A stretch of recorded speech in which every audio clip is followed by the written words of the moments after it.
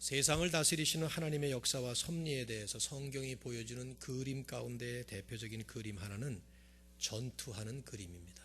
싸움하는 그림이에요. 특별히 구약을 보면 온통 싸움 이야기로 가득 차 있습니다. 하나님 말씀이라는 성경 말씀이 뭐 이런 싸움 얘기로 가득 차 있을까 생각될 정도로 성경은 온통 전투 이야기로 가득 차 있습니다. 크게 보면 이스라엘이라는 나라와 이방 나라들 간에, 또 작게는 의로운 한 사람 혹은 몇 사람과 불의하고 악한 무리들 간에 서로 죽이고 죽는 치열한 전투 이야기로 성경이 가득 차 있어요. 그런 전투 스토리들 가운데 전형적인 예 하나는 우리가 잘 알고 있는 다윗과 골리앗의 싸움 이야기입니다. 여러분 잘 아시죠? 키가 9척 3m가 넘는 엄청난 거구를 가진, 그러면서 무거운 무기를 쓰던 블레셋의 장수 골리앗은 어려서부터 싸움만 하던 일종의 전투 전공의 전사 중의 전사였습니다. 그러나 그의 적수였던 다윗은 정반대로 돌멩이를 무기로 들고 나오는 어린 10대 소년의 양치기 목동이었습니다. 어느 날 이 둘의 싸움이 벌어집니다.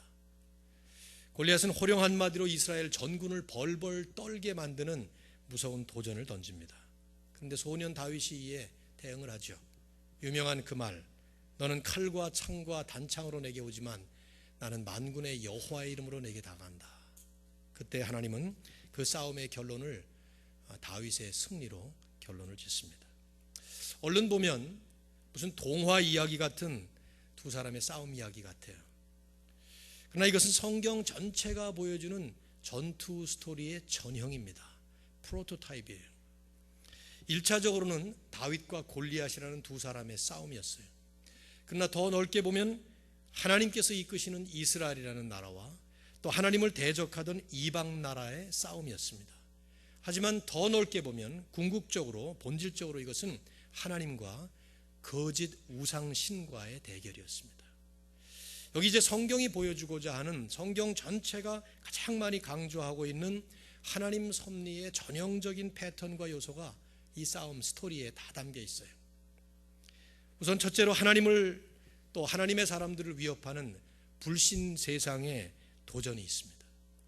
둘째로 이 도전에 믿음으로 응전하는 하나님의 사람들의 응전이 있고, 세 번째로는 이 싸움을 궁극적 승리로 이끄시면서 결론 지으시는 하나님의 결전이 있습니다. 도전, 응전, 결전. 오늘 설교의 제목이에요. 왜냐하면 이 본문 사도행전 12장에 나오는 사건도 그런 전투 스토리 중에 하나이기 때문입니다. 눈으로 보기에는 싸움 스토리가 아니지만, 그러나 이것도 역시 마찬가지로 영적 전투의 스토리예요. 이 가운데 불신 세상의 도전이 있습니다. 그 도전에 믿음으로 응하는 믿음의 사람들의 응전이 있고, 결국은 하나님께서 이 싸움을 결론을 지으시는 하나님의 결전이 있어요. 사실은 1절부터 19절까지 진행되는 이 모든 스토리를 다 봐야 되는데 이것이 전부 한 스토리로 되어 있는 드라마이기 때문에 오늘 저희가 시간 관계상 단기 선교 간증도 있고 그래서 그냥 제가 5절까지만 말씀을 중간에 맺고 그 다음에 여러분이 다음 주에 한 번 더 이 말씀을 나누도록 그렇게 하겠습니다. 스토리는 1절에 그때 하는 말로 진행이 되죠. 자, 한번 보시죠. 12장 1절, 그때, 영어 성경에 보면 about that time, 그 즈음에, 그런 말이에요. 금방 알 수 있듯이 11장에 나오는 사건과 12장이 연결되는 것입니다. 즉 12장에 나오는 이 사건은 11장에 일어났던 일 그 즈음에 바로 그것과 관련해서 일어났다는 얘기예요. 즉 안디옥 교회가 설립이 되고 그 안디옥 교회를 통해서 복음이 세계를 향해서 왕성하게 펼쳐져 나가려고 하던 바로 그 즈음에 이 일이 일어났다는 것이죠. 어떤 일이 일어났습니까? 헤롯 왕이 손을 들어 교회 중에서 몇 사람을 해하려 하여 요한의 형제 야고보를 칼로 죽이니, 헤롯이 교회를 해칠 의도를 품고 사도들 가운데 한 사람 야고보를 잡아서 참수형을 시키는 그런 일을 했다는 거예요. 사도행전의 기자인 누가는 왜 이렇게 했다는 얘기를 전혀 적고 있지 않습니다. 왜 야고보가 잡혀서 죽었는지, 또 특별히 헤롯이 왜 이런 짓을 했는지 구체적으로 그 얘기를 쓰지는 않아요. 복음서와 사도행전을 보면 헤롯이라는 이름을 가진 왕이 여러 명 등장합니다. 다 똑같은 헤롯이 아니에요. 여기 나오는 이 헤롯은 헤롯 아그리파 1세입니다. 헤롯 대제의 손자고 또 예수님을 재판했던 안디바의 조카입니다. 이 사람은 에돔족 속의 후손이었기 때문에 정통 유대인이 아니었어요. 그리고 로마에서 자라났는데 여러 가지 불미스러운 일을 많이 저질렀기 때문에 유대인들이 별로 좋아하지 않았습니다. 멸시를 당하던 왕이었어요.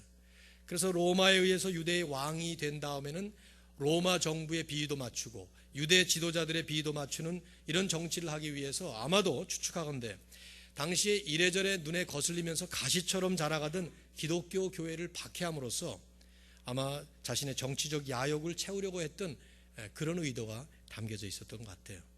누가는 사실 그 이유를 밝히지는 않죠. 다만 한 가지 사실을 부각시키는 거예요. 하나님 나라에 대한 이 불신 세상의 도전을 보여주는 것입니다.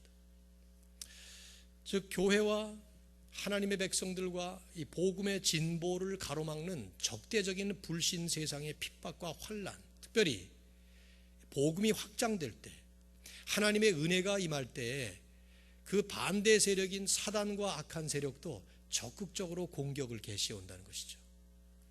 누가는 그것을 12장과 11장을 아주 명백한 대조를 이루는 모습으로 보여주는 거예요.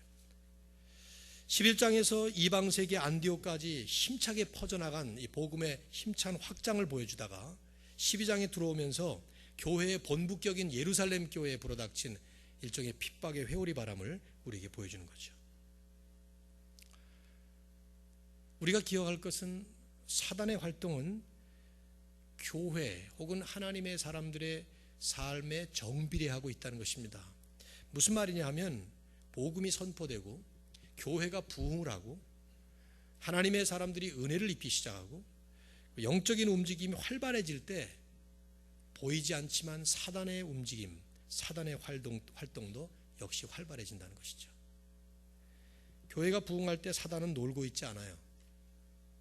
우리들이 은혜를 입고 있을 때 사단은 뒷전으로 물러가 있지 않습니다. 오히려 정반대로 교회의 부흥, 이 복음의 확장과 함께 사단도 적극적으로 그리고 공격적으로 다가옵니다. 늘 깨어 있어야 할 부분이 바로 그 부분이죠. 성경이 우리에게 그래서 교훈하는 것입니다. 우리의 씨름은 혈과 육에 대한 것이 아니요 뭐라고 나오죠? 정사와 권세와 어두움의 세상 주관자들과 하늘에 있는 악의 영들에 대함이라. 그러므로 하나님의 뭐를 입어요? 전신갑주를 입으라. 온 몸을 갑옷으로 뒤집어 쓰듯이 완전 무장을 하고 전투에 임하는 그런 사람들처럼 언제나 그렇게 깨어있지 않으면 안 된다 하는 얘기를 하고 있는 것이죠. 저는 개인적으로 볼 때 기독교 역사 100년을 훌쩍 넘겨버린 우리 한국교회가 지금 이런 사단의 공격에 흔들리고 있다고 생각해요. 120년, 130년을 지나가면서 한국교회는 부흥의 축복을 받았어요. 교회가 성장을 했고 하나님의 사람들이 많이 이곳저곳에 일어나게 됐고 은혜를 입게 됐고 한강의 기적이 아닌 하나님의 기적으로 한국은 이제 미국 다음으로 제2위 선교 파송 국가가 될 만큼 축복이 커졌습니다. 그런데 그런 과정 속에 사탄은 멀리 떠나가는가? 저는 아니라고 생각해요. 오히려 지금 사단은 잘 준비해서 치밀한 공격으로 한국 교회를 내려치고 있죠. 그래서 여기저기 부흥했던 교회들, 성장했던 교회들, 또 놀라운 일들을 이루었던 많은 하나님의 사람들이 얻어맞고 있습니다. 이건 우리가 기도해야 될 큰 부분 중에 하나예요. 겉모습만 보고 자화자찬하고 의기양양할 일이 절대로 아니에요. 사단이 왕성하게 활동하고 있다는 증거입니다.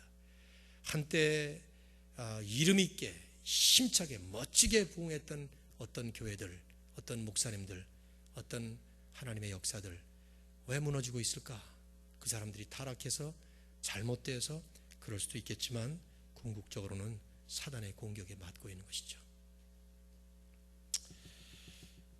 헤롯이 야고보를 죽인 다음에 그 사실이 많은 유대인들을 기쁘게 하고 있었습니다. 여기 오늘 본문의 3절을 보면 유대인들이 이 일을 기뻐하는 것을 보고 야고보를 죽였는데 유대인들이 기뻐하는 거예요. 이것은 당시에 예루살렘에서 부흥하고 확장되던 그 복음이 보이지 않게 이 세상과 은근히 영적으로 부딪히고 있었다는 것을 보여주는 것이죠. 헤롯 아그리파 1세는 기가 막힌 정치가였어요. 정치가들은 대세의 흐름을 잘 파악하는 사람들입니다. 세상이 어떻게 흘러가는지, 여론이 어디로 가는지 이걸 제일 잘 파악하는 사람들이 정치 잘하는 사람들이죠. 헤롯이 가만히 보니까 야고보를 죽인 사실이 많은 유대인들을 기뻐하게 한 거예요. 그건 보이지 않게 유대의 복음이 증거되고 교회가 확장되면서 예루살렘 전체가 복음화가 되는 것 같았지만 실제로 그 안에는 보이지 않는 불신 세력의 적대 세력들이 커지고 있었던 것이죠. 헤롯은 기회를 놓치지 않습니다. 그래서 베드로까지 잡아들였어요. 예루살렘 교회의 수장급에 해당이 되고 사도들 중에서 가장 유능하고 또 영향력 있는 사도를 잡아들인 거예요. 처형시킬 목적이죠. 그러나 공교롭게도 그때가 무교절 기간이라서 그 기간에는 유대법으로 재판이나 처형을 금하고 있었기 때문에 감옥에 가두었습니다. 그래서 그 기간이 지나간 다음에 죽일 셈으로 말이죠. 4절을 보면 군인 4명씩 4팀에게 맡겨서 지키도록 하는 가장 삼엄한 경계를 하도록 했어요. 베드로를 놓치지 않기 위해서 그렇게 했던 것이죠. 자, 5절 우리가 이 말씀 다음 주에 외웠으면 하는데요. 같이 한번 읽어보겠습니다. 시작. 이에 베드로는 옥에 갇혔고 교회는 그를 위하여 간절히 하나님께 기도하더라. 성경의 카메라가 보통 복합 카메라로 비추죠. 그래서 우리는 다 보지 못하고, 우리는 지금 여기만 보고 있잖아요. 여러분은 지금 저만 보고 있죠. 우리는 단선적 시각을 가지고 있어요. 그러나 성경은 하나님의 시각으로 말씀을 기록했기 때문에 종합적인 시각으로 모든 걸 다 비춰줍니다. 이 현장에서 일어나고 있는 사람들은 이 현장에 어떤 일이 일어나는지 몰라요. 그러나 성경은 우리를 위해서 복합적인 카메라 기능을 발휘하고 있어요. 두 카메라를 보여줍니다. 감옥 속과 감옥 바깥에. 감옥 속에 베드로가 갇혀 있고 감옥 밖에 성도들이 모여서 기도를 하고 있는 거예요. 여기 본문에 보시면은 교회는 하는 말이 나오는데 이 교회는 장소가 아니에요. 우리가 흔히 교회 그러면 임마누엘 교회, 무슨 교회 이것처럼 이렇게 주소가 있는 피지컬 로케이션을 교회라고 생각하죠. 그것도 교회지만 성경이 말하는 교회는 영적으로 볼 때 성도들의 집합체를 의미하는 거예요. 오히려 정확하게는 이런 어떤 정확한 로케이션이 없었어요. 여기 교회는 그를 위하여 간절히 빌더라 하는 이 말에서 교회는 우리처럼 이렇게 한 건물에 모여 있는 걸 얘기하는 게 아닙니다. 예루살렘에 있는 성도들 전체를 총칭해서 하는 얘기예요. 그러니까 한 사람일 수도 있고 두 사람일 수도 있고 3, 4, 5로 모여있는 어떤 구역 모임일 수도 있고 그 다음에 내용을 보면은 마가의 어머니 마리아의 다락방일 수도 있고요. 아마 거기가 제일 많이 모이는 장소였기 때문에 베드로가 나중에 거기를 찾아가게 되겠죠. 중요한 것은 성도들이 혼자서든 아니면 두세 사람이든 아니면 여러 사람이든 함께 모여서 한 가지 목적을 놓고 기도했다는 사실이에요. 뭡니까? 베드로를 위해서 중보기도 한 거예요. 마치 여러분들이 하이티에 단기 선교 팀들을 보내놓고 열심히 기도하셨던 것처럼 말이죠. 누가는 이 모습을 아주 상세하게 강조하며 기록합니다. 우리는 그냥 지나치기 쉬운 말이지만 여기 본문에 두 가지 표현을 여러분이 유념할 필요가 있어요. 자, 한번 여러분 보세요.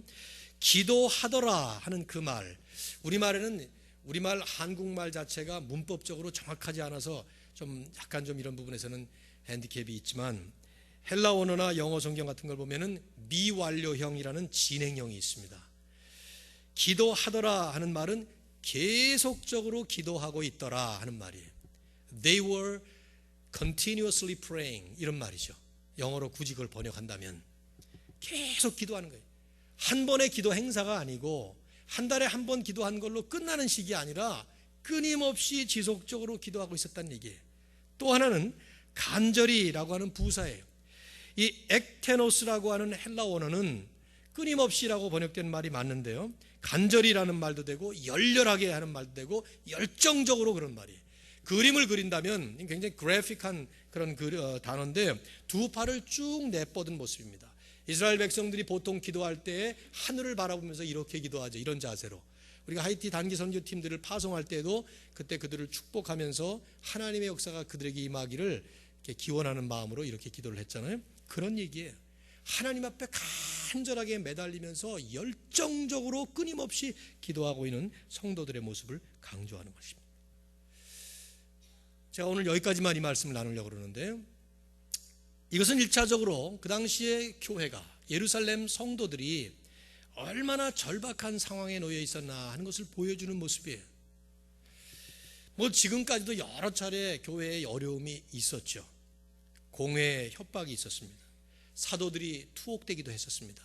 그러나 나오긴 했지만, 또 심지어는 스데반의 순교로 인해서 예루살렘 교회에 핍박이 불어서 풍비박산 사방 자면 팔방으로 흩어지기도 했어요. 그러나 그때는 사울이라는 사람을 중심으로 하는 민간 박해였어요. 그러나 지금은 공식적으로 한 나라의 왕인 헤롯 왕이 주도하는 본격적이고 아주 위협적이고 합법적이고 노골적인 박해가 임한 거예요. 그래서 결국 사도들 중에 첫 번째 순교자 야고보가 참수형을 당하는 이런 비극을 당한 것입니다. 이제 좀 있으면 베드로도 죽게 되어 있고, 베드로 죽으면 좀 있으면 사도들 다 죽고 예루살렘 교회가 문을 닫을 수도 있는 이런 절박하고 아주 삼엄한 그런 상황이었던 것이죠. 아무런 방도가 없는, 해결책이 없는 그런 상황이었다 이 말이에요. 여러분이 그런 상황에 처해 보신 적이 있나요? 앞을 봐도 옆을 봐도 뒤를 봐도 내가 눈을 들어 산을 향하여 아무리 봐도 시편 기자 121편의 기자가 얘기하는 것처럼 어디를 봐도 도움이 어디서 올꼬, 그렇게 얘기하는 것처럼 어디를 봐도 도움이 올 데가 없는 그런 상황. 그런데 중요한 것은 이 성도들은 이런 상황에서도 하나님이 역사하고 계시다는 것을 믿고 있었고, 그래서 이런 상황이야말로 정말 하나님께 매달려야 된다는 상황임을 믿어서 베드로를 위해서, 교회를 위해서 중보하는 그런 모습을 보이는 것입니다.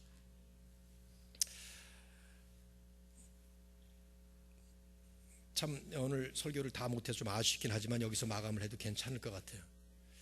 우선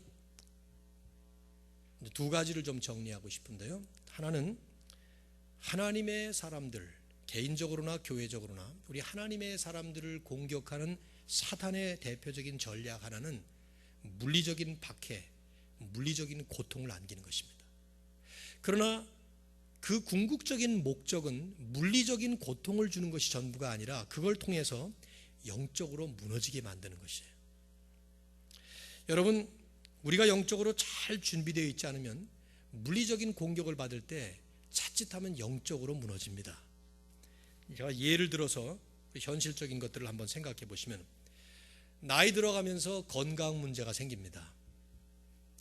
저도 지금 허리가 좀 삐끗해가지고 지금 좀 불편한데, 이건 나이 들면 찾아오는 거예요. 제 나이가 많이 먹지 않았습니다만은 청년들에 비해서 나이 많이 먹었어요.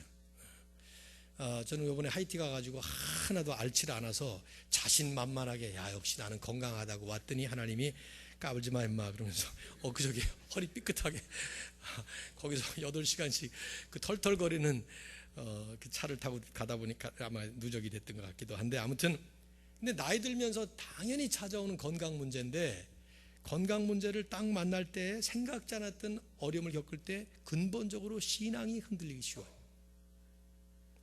건강하던 사람이 어느 날 무슨 불치병 선고를 받으면 갑자기 믿음까지 없어지는 듯한 모습을 보일 때가 있습니다.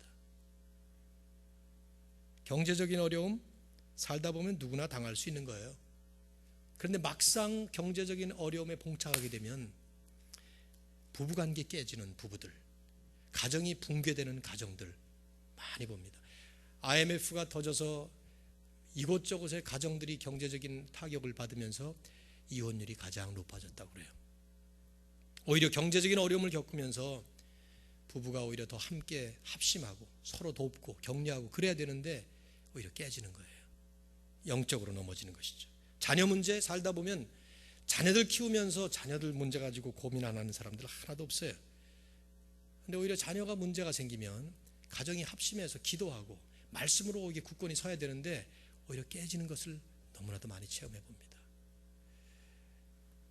여러분이 청년들이 인생 살아가면서 한 번도 경험해보지 못했던 그런 어려움을 물리적인 차원에서 받을 때 사실 사탄은 눈에 보이는 그 문제로 끝나는 것이 아니라 믿음을 가졌다고 하는 우리의 믿음의 공격을 하는 것이고, 그래서 우리로 하여금 사실은 나아가야 될 방향으로 나아가지 못하도록 만들려고 하는 것이 사단의 대표적인 아주 전형적인 전략이라는 것을 기억할 필요가 있어요.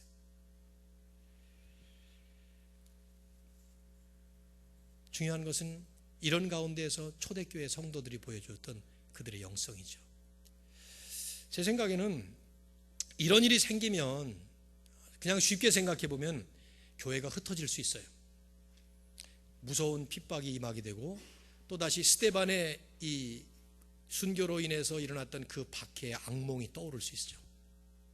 바로 넉 장만 앞으로 가보시면은 사도행전 8장에서 예루살렘 교회가 풍비박산이 되지 않았어요.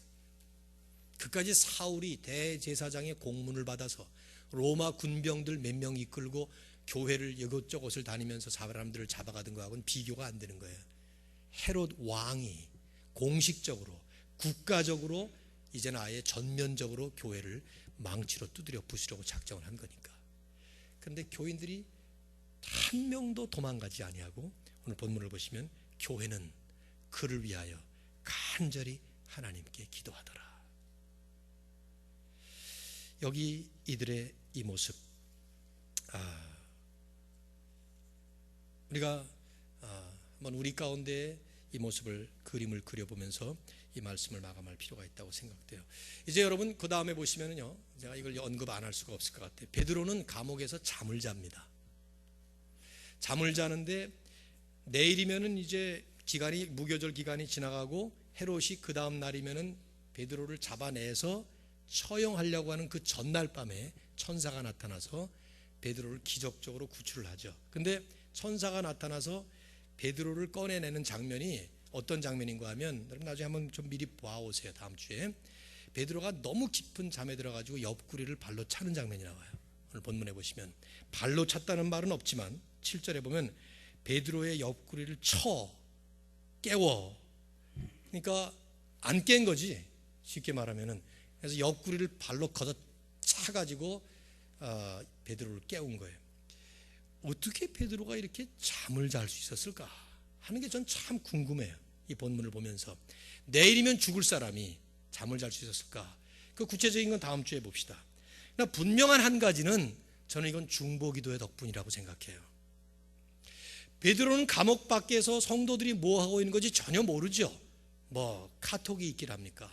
요즘에 저는 그 소리가 반갑더라고요. 카톡 하고 이렇게 나오는 소리가 참 반갑긴 하더라고요. 우리 노 목사님도 그 전에 와셔서 그런 얘기를 했는데, 뭐 베드로가 밖에서 우리가 지금 당신을 위해 기도하고 있습니다. 뭐 잠 주무십시오. 염려하지 마시. 이런 걸 뭐 알지도 못하는데 베드로가 잠을 자고 있는 이 모습.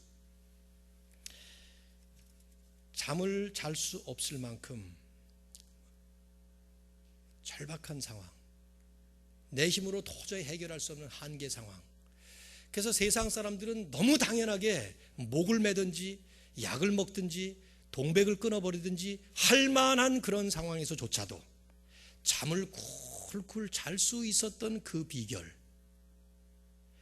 그것이 성도들의 중보기도 덕분이었다면 이게 얼마나 중요한 일인가 하는 것을 생각해 볼 수 있죠. 옛날 많이 불렀던 복음성가 가운데는 마음이 지쳐서 기도할 수 없고, 그렇게 시작되는 찬송이 있죠. 생각나나요? 눈물이 빗물처럼 흘러내릴 때 주님은 우리 연약함을 아시고 사랑으로 인도하시네. 거기 가사 가운데 후렴이 이런 말이 있어요. 누군가 널 위하여 누군가 기도하네. 내가 홀로 외로워서 마음이 무너질 때 누군가 널 위해 기도하네. 잠을 잘 수가 없어서 수면제를 몇 개를 먹어도 잠을 못 자는 그런 상황. 그런데 갑자기 안에 힘이 솟는 것을 느끼면서 샘이 흘러나오듯이 의욕이 생기고, 그런 여러분 해보셨습니까? 추적할 수 있다면 그 시간에, 그 순간에 추적을 해보면 반드시 누군가가 나를 위해 기도하고 있었을 것입니다. 저도 수없이 많은 체험을 했어요. 그렇게 기도해 준 사람들을 알지 못하는 게 아쉽지만, 이번에 하이티에 가서도 조금 그것을 경험했어요.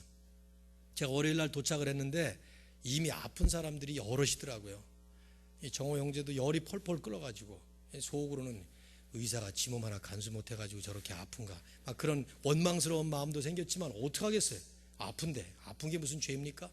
그래서 의사들이 지금 물을 잘못 마셔서 그런지, 그래서 전부 양추질하는 물도 식수로 사용하라고 그렇게 할 만큼, 그리고 화요일인가 수요일인가 우리가 산지로 올라가야 되는데 자동차가 올라갈 수 없는 곳이라서 노새를 타고 가야 되는데, 그것도 노새를 타고 뭐 2시간 이렇게 가야 된다는데, 이걸 아픈 사람들을 데리고 가야 되는지 놔두고 가야 되는지, 놔두면 의사를 놓고 가야 되는데 의사가 거기 있어 봐야 뭘 합니까? 가지고 있는 약이라는 게 다 응급조치 약들 뿐일 텐데. 그래서 기도하면서 마음으로 참 하나님, 좋은 결정, 바른 결정하게 해주십시오. 저는 하나님이 기도 응답해 주시고, 또 학생들을 위해서 특별히 아마 이곳에서 부모님들이 기도 많이 했을 거라고 분명히 확신해요. 애들 그곳에 이번에 위험하다는 거 알고 다 보냈는데 그곳에 보내놓고 잠 쿨쿨 잤을 부모님들이 없을 것 같은 생각이 들었는데요. 그 기도 덕분으로 그 다음날 너끈히 한 사람도 빠짐없이 다 회복되어서 갔다 왔다고 저는 믿습니다. 내년에도 하이티 선교를 또 갈 계획이지만 제일 문제가 지금 이 트랜스포테이션이 너무 위험해서 어떻게 하는가 하는 것이 고민인데, 어쨌든 그럴 만큼, 그걸 고려해야 될 만큼 위험한 상황들 하나님께서 인도해 주셨는데, 이것은 우리의 믿음이 아니라 누군가 우리를 위해 기도해 주시는 성도들의 중보 기도, 그리고 그 중보 기도를 귀하게 여기시는 하나님의 놀라운 축복인 것을 믿으시기 바랍니다. 본헤퍼는 2차 대전 이 독일이 무섭게 교회를 핍박하면서 전 세계를 삼켜버리겠다는 야욕을 가지고 확장할 때 그런 말을 했습니다. 교회를 향해서 그리스도의 공동체는 그 멤버들 사이에 중보에 의해서 살아나고 중보에 의해서 존재한다. 그렇지 못할 때 교회는 붕괴한 것이다. 그런 말을 했습니다. 오늘 교회 하면은 뭘 얘기할까요? 건물을 멋있게 지어놓고 그 가운데 모여서 한 번의 행사처럼 예배드리고 기도하고 끝나는 것이 교회가 아니고, 흩어지더라도 여러분의 가정으로, 직장으로, 학교로 흩어져도 가는 곳마다, 세워진 곳마다 한 하나님을 섬기면서 한 성령을 통해서 한 예수 그리스도의 이름을 부르면서 서로를 위해서 중보할 때, 그 중보하는 역사 속에 한두 사람이 내 이름으로 모인 곳에 내가 반드시 함께하고 내 이름으로 기도할 때 반드시 이루어지리라고 하는 하나님의 그 역사를 이루는 바로 그 성도들의 모임이 교회인 것입니다. 그러므로 교회는 중보가 끊어지면 그것은 교회가 아닙니다. 중보 기도를 할 수 있는 교회는 좋은 교회입니다. 중보 기도를 받을 수 있는 사람들은 행복한 사람들이, 나는 우리 임마누엘 교회가 그런 교회가 되기를 주의 이름으로 축원합니다. 그냥 이 사람 저 사람이 떠나가던 사람들이 철새들처럼 모였다가 잠깐 있다가 얻을 것 없고 받을 것 받고 가질 것 가지고 가버리는 이기적인 사람들의 집단으로 있다가 사라지는 것이 아니라, 하나님이 우리를 모으신 것을 분명히 깨닫고 오늘 외웠던 말씀처럼 우리가 당하는 환난은 너희가 위로와 구원을 받게 하려는 것이요, 우리가 위로를 받는 것도 너희가 위로를 받게 하려는 것이니, 이는 이 역사가, 이 위로가 너희 가운데 역사하여 너희가 우리가 받는 것 같은 고난을 너희도 견디게 하느니라. 함께 어려움 속에서 내가 편하고 내가 여유가 있어서가 아니라 그들의 고난이 나의 고난이고 그들의 환난이 나의 환난으로 여기면서 서로 중보하면서 하나님의 역사를 이루는, 참 재미있는 일이 이 사건 속에 있어요. 정작 기도했던 사람들은 기도 응답이 주어질 때 잘 못 깨달아요. 그러나 하나님은 그런 부족한 기도도 받으시는 것을 이 본문 속에서 보여줍니다. 베드로가 나왔는데 교회가 모르죠. 나왔는지 안 나왔는지도. 그렇지만 하나님은 그런 기도도 받으신다는 거예요. 교회는 그를 위하여 간절히 기도하더라. 오늘 여러분 주보에 누가 병원에 입원했다 그러면 정말 한 번만이라도 집에서 여러분이 그분의 이름을 불러가면서 기도하는 일을 하시기를 바랍니다. 제가 알아요. 여기 선교 소식이 기도 소식 가운데 있고 안성원 선교사님, 아랍에미리트 이런 내용들이 있지만 여러분들이 별로 기도 안 하신다는 거 알아요. 어떻게 아냐고요? 지난주에 뭐 했습니까? 하면 몰라요. 물어보면은 매일매일 기도하면 모를 수가 없습니다. 이것이 지금 몇 년째 진행이 됩니다. 제가 우리 교회 부임한 다음에 박해받는 52개의 국가를 위해서 기도하고 여기서 대표 기도하시는 분들이 꼭 그 기도를 하도록 되어 있습니다. 그래서 기도를 하지만 그거 하고 나면 끝인 경우가 참 많아요. 그러나 여러분이 여기 안성원 선교사님 누군지 만나보지도 못한 분들이 대부분이죠. 아랍에미리트 가보셨나요? 저도 몰라요, 어느 나라인지. 그러나 이런 기도 제목이 있을 때 여기를 놓고 기도하면 하나님의 역사가 아니면 아무런 일이 일어날 수 없는 그곳이지만, 그러나 하나님의 역사가 우리의 중보를 통해서 일어나는 것을 믿으셔야 합니다. 그 밑에 보면 전교인 기도 제목이 있을 때마다 마지막에 환우들의 기도 제목이 나옵니다. 가끔씩 입원한 사람들, 수술한 사람들 이름이 나오죠. 그럴 때마다 기도하시고 전화도 한 번 하셔서, 저는 선생님을 알지 못하지만 오늘 주보에 보니까 입원하셨다는 얘기를 듣고 전화 드립니다. 그렇게 한번 전화하시면은 하나님께서 그 개인뿐만 아니라 여러분 자신에게도 교회 공동체에도 놀라운 은혜를 주신다고 저는 믿습니다. 교회는 그런 모습을 가져야 합니다. 우리 청년부부터 그런 움직임과 그런 무브먼트가 있었으면 하는 생각이 간절합니다. 왜냐하면 청년부야말로 잠시 왔다 지나가는 정거장 되기 쉬운 모임이 되기 때문이죠. 오늘 하나님께서 우리에게 이 말씀을 통해서 들려주시는 귀한 교훈이 무엇입니까? 오늘 이 말씀을 보면은, 이 말씀 속에는 우리에게 두 가지 큰 그림이 대치되고 있습니다. 하나는 헤롯이 대표하고 있는 적대적인 불신 세상의 파괴적인 능력입니다. 그러나 또 하나는 베드로와 성도들이 대신하여 보여주는 전능자 하나님의 구원의 능력입니다. 당연히 하나님이 승리하시죠. 사도행전 전체를 보면 끊임없이 하나님의 역사를 가로막는 대적하는 세력들이 언제나 도전을 합니다. 그러나 그때마다 성도들은 하나님을 바라보면서 믿음으로 응전하죠. 그때 하나님은 마지막 결론을 승리로 결정하시는 것을 보여줍니다. 찰스 윌리엄스라고 하는 사람은 교회 역사를 연구한 뒤에 결론을 그렇게 맺었습니다. 교회의 역사를 보면 항상 교회가 이기지 못할 것 같지만 언제나 하나님은 승리를 안겨주셨다. 도전, 응전, 결전이라는 이 패러다임 속에 살아가고 있는 저와 여러분의 삶 속에 오늘 하나님께서 하시는 놀라운 하나님의 뜻을 이루시고 주님 앞에 영광 돌릴 수 있기를 주의 이름으로 축원합니다. 하나님,